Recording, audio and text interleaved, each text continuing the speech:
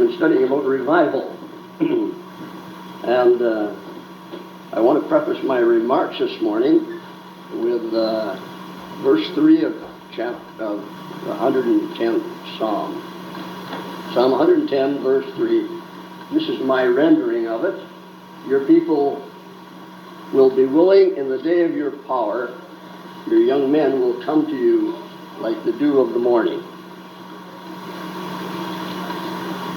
There are many, I'm reading because I don't want to get bogged down in a lot of detail. Your young men will come to you like the dew of the morning. There are many misconceptions about what is referred to as revival. What we have read about in Nehemiah, or studied of in Nehemiah, is an authentic revival of religion. Others can only be described as a sovereign movement of the Spirit of God. The latter was the beginnings of the work at Vivian. The Bible says, the wind bloweth where it listeth, and thou hearest the sound thereof, but canst not tell whence it cometh or whither it goeth. So is everyone that is born of the Spirit. Dr. Shields had a large, beautiful garden in North Toronto. He used to tell how he would walk in his garden through January and February, and he was very depressed. His perennials, his shrubs appeared to be dead, and it was very dreary indeed. He went on to say, but I know that in God's time, He will send the warm rains and the sunshine, and my garden will come to life and bloom and blossom, and again I will delight in my garden. So it is with revival. As a family of teenage boys, we were at Baker Hill. We prayed about Christian service. Anytime there was something to be done, there seemed to be always a baker to do it. It wasn't planned that way, but that's the way it seemed to be. There was no thought of leaving Baker Hill, but in less time than you could think, we were completely out of Baker Hill and up to Shrub Mount to start a new work. Mr. Arthur Lee, returned missionary, had been at Baker Hill. He was now living in Mount Albert and would have starved had it not been for Mrs. Weller. That is Etta Hockley and Ross Weller's mother. He had begun holding meetings at Shrub Mount. For some of you, Shrub Mount is 1.25 miles west here and 1.25 miles north on corner number 9. He had been starting meetings at Shrub Mount, and by chance, I say by chance, Mr. Rowan was living at Fluel's.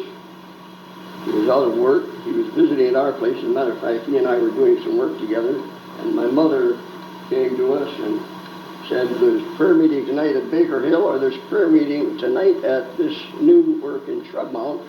Which would you like to do? And he said, well, we can go to Baker Hill anytime, but could we go to Shrub Mount? Well, we could go to Shrub Mount, so we did. And so I say by chance,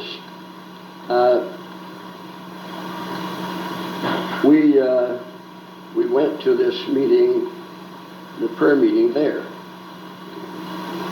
Mr. Lee, during the meeting, it was revealed that Mr. Lee had to go to New York on deputation work regarding the mission field. And Norman Rowan was asked to supply. Later, Mr. Lee would leave, and Norman Rowan would assume the leadership at Shrub Mount. We're sure that the Lord led us to Shrub Mount, but having done everything expected, the work went nowhere. And because of opposition and a number of factors, the workers were almost the only ones left.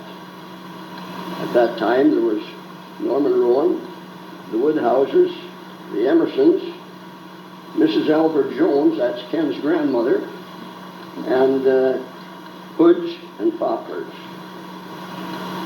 George McCormick heard of what we were trying to do at Shrub Mount and invited us to conduct Sunday school in a room over the old store, presently owned by Earl Groves. Guess you remember. You could hold about 30 people crowded. By actual count, in a matter of a short time, for a few weeks, there were, by actual count, 70 people assembled, and benches were placed at right angles to the door so the people could see inside, see what's going on. Though not attending the services at all, George McCormick came up the stairs quite agitated, saying that this could not continue, that there was a fire hazard, and I thought, oh my, he's going to put us out. But he suggested that there was a ballroom over in the Old Frame Hotel, which was across the road on the southwest corner of Vivian, and he said it will hold 70 people. You should take a look at it. It had been vandalized, the windows were out, and it had become a haven of birds and animals. We all trooped over, and found that it was in a mess. There were two men with us, Alec Emerson and Johnny Mitchell, and the one said he could plaster the walls. The other said he could build a chimney. We would replace the windows. The ladies would make up drapes for the windows, and we had framed gospel texts on the walls. Benches were nailed together. My text says, your people will be willing in the day of your power. Your young men shall come to you like the dew of the morning. Benches without backs were nailed together. The folks did a commendable job. And a group of young people, led by the pastor Jim Taylor from the Tabernacle, now Grace Church in Newmarket, was invited to take the opening service. Just after the work got started, Mr. Rowan got a job with the post office, often having to work nights. However, the place was ready, and the folks dashed home for chores and supper and returned for the service. Now, different individuals had been asked to prepare a message for young people. I had helped my brother Ed prepare a message to be delivered later. Arriving at the hall, I was the president of the young people. Arriving at the hall, I was met by Irene Hood, now my sister-in-law, who was a secretary. And she informed us that Newmarket was stuck in the mud over at Bogertown, and they were not able to get to Vivian, and I would have to take the service. Well, I was destitute. I used Ed's message, and he was quite annoyed. Messages were hard to come by.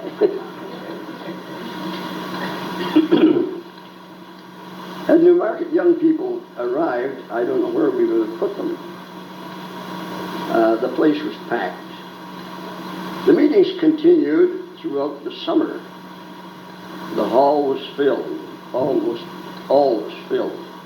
It was stuffy, stifling hot, no insulation, and of course stationary windows. It's a wonder that anybody came back. Now there were Hoods, Woodhouses, Emersons, Grosses, Bodens, Cutlers, and other families had joined with us.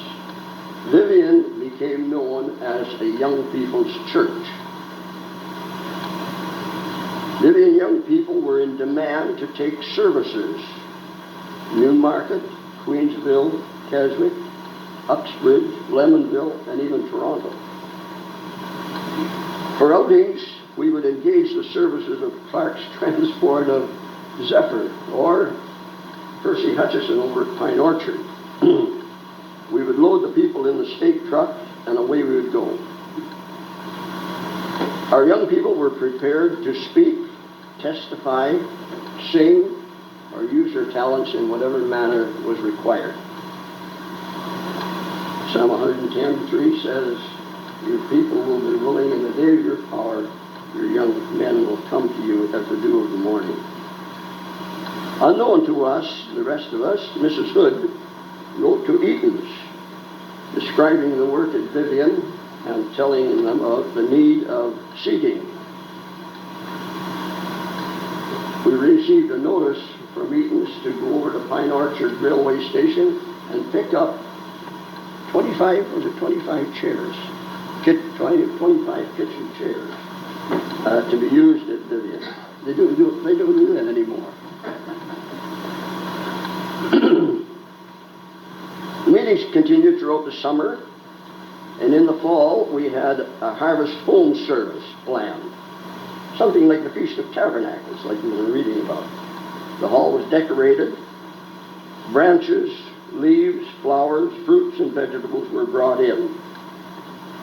Mr. Rowan had attended Bethany Baptist Church at Faith Avenue, on Faith Avenue in East York. Their choir, under the leadership of Bob Gass, was invited to sing at the Harvest Home service. They were very impressed with the hall, and the service went very well. At the conclusion of the service, we were asked if they could buy some of the fruits and vegetables that were there. And we told them that we hadn't sold anything yet. We didn't intend to start now. He said, oh, no. And he picked up a hat, and he went around to the folks from Toronto, and he'd hold out a basket of fruit in the hat, and he was very persuasive. And after he made the rounds, he returned, and he emptied the hat on the table, and we counted $7.43. And I well remember him pushing it across the table and saying, that'll be the start of a building fund. You're going to need a new church. Well, the idea seemed to catch fire. These were post-Depression days. Nobody had any money. Still, people planned. Mr. Ben Gross, Earl's father, gave 11 or 13 huge trees. One of the other over on off the second Bucks Bridge. The trees were cut. The logs were hauled to an adjoining property owned at that point by George Smalley. Bill Card lived down the road here on the east side. He did not attend the services, but one night after young people's service, he was standing outside in the shadows, and he came forward to speak to us. He said, you know that pine tree, that big pine tree between my house and barn? Of course we knew of the pine. It was the pride and joy of the property. He said, come and cut it for the new church. And almost reluctantly, we went and cut the tree. There were many others. Simply let me say that miraculously, the logs were assembled and taken to Ratcliffe's mill. There's a good deal of detail that I'm going to leave out here. But again, Psalm 110 says, your people will be willing in the day of your power, your young men shall come to you like the dew of the morning. George McCormick donated a lot. We paid $1 to make it legal. The church appointed men who would become trustees. All of these attended the lawyer's office in Newmarket. The lawyer challenged each one, asking the name, address, age, and etc. Coming to Earl Gross, he responded saying that he was 19. The lawyer advised him that being 19, he was not old enough to become a trustee.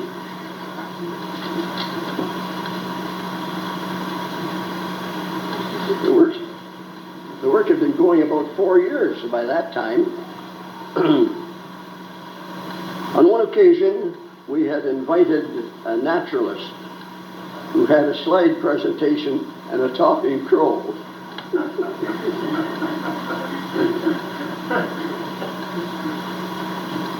Because of our limited space, it was suggested that the meeting be held in Hartman United Church, where Mr. Wilson was the minister. Mr. Wilson was quite agreeable. It was agreed that I would welcome Mr. Twining and the people of the congregation, and Mr. Wilson would respond by thanking him and lifting an offering. Mr. Twining's presentation was quite impressive. The second last slide was of a coiled cobra ready to strike. He said that this slide depicted the human heart without Christ. The heart is deceitful above all things and desperately wicked. Who can know it? The final side was of Christ, who would pay the price of man's redemption by his death and resurrection. It was an excellent presentation, and Mr. Wilson responded. He said it was a good show and it was well worth 50 cents.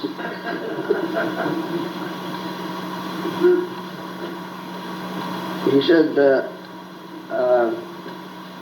Mr. Wilson always had some sort of a story. He said, now, Mr. Twining has said how that we need the Lord. But he said, the Lord needs us. He said, I'll tell you a story. He said, a young man who lived in the eastern states, the United States, lived in town, and he went out and bought a dilapidated old farm outside out of town, and he went to work on it, and in a short time he had it really cleaned up and blossoming like a rose. He did a good job done. So his pastor came out to visit him one day, and he said, "My John, you and the Lord have done a tremendous job here. This is wonderful." John said, "Yeah, but you should have seen it before I came along." As a result of that meeting, many of the Hartman people left Hartman and came to Vivian. Again, my text says, the Lord will be willing, that your people will be willing in the day of your power, your young men shall come to you like the dew of the morning.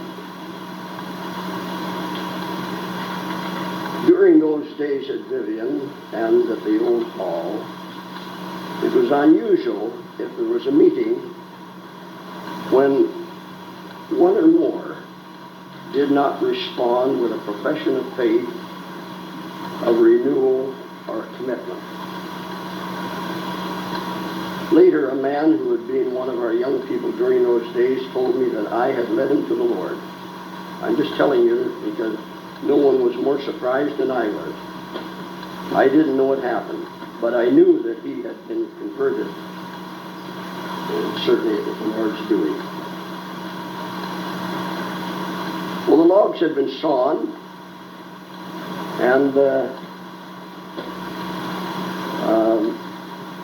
lumber, there was the lumber sufficient to build the church, and enough left over to trade in for windows, doors, and trim.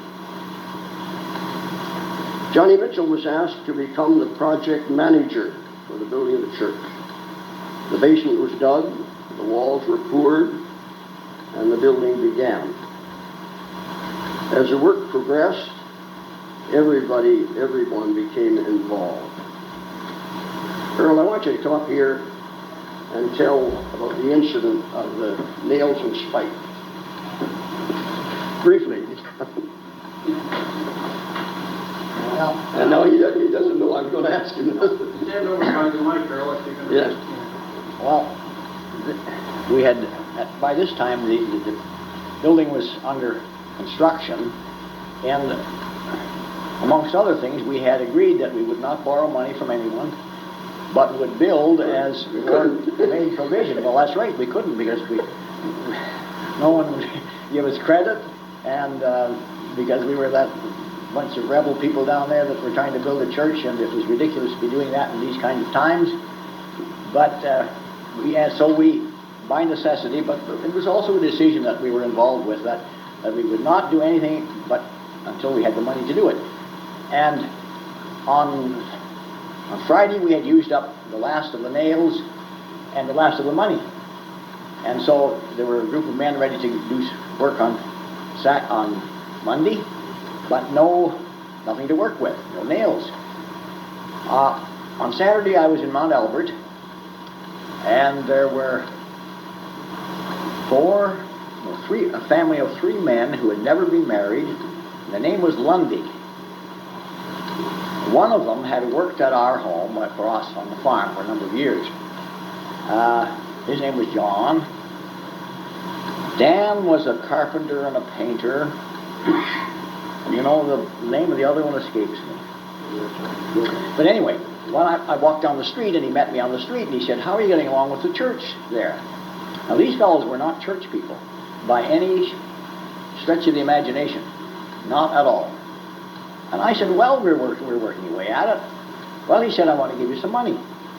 Put his hand in his pocket, and I think it was $5 he gave me. It may have been 10. Yes, probably was 10, Norm. All right, it was $10.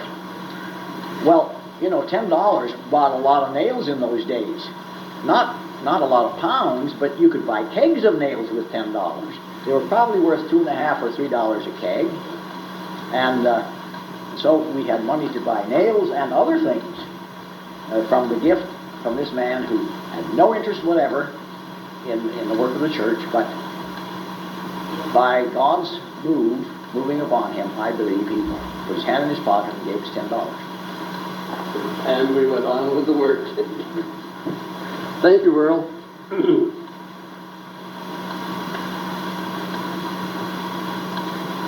Well, many pastors and people have come and gone, and Vivian is still here. And we sometimes long for a repeat of those days when the Lord moved miraculously. It may or may not happen again at Vivian, but to be sure, the Lord will move sovereignly again sometime, someplace, and people will be saved and renewed, because his people will be willing in the day of his power. His young people shall come to him as the dew of the morning. Why? Because he's going forth as from the womb to everlasting.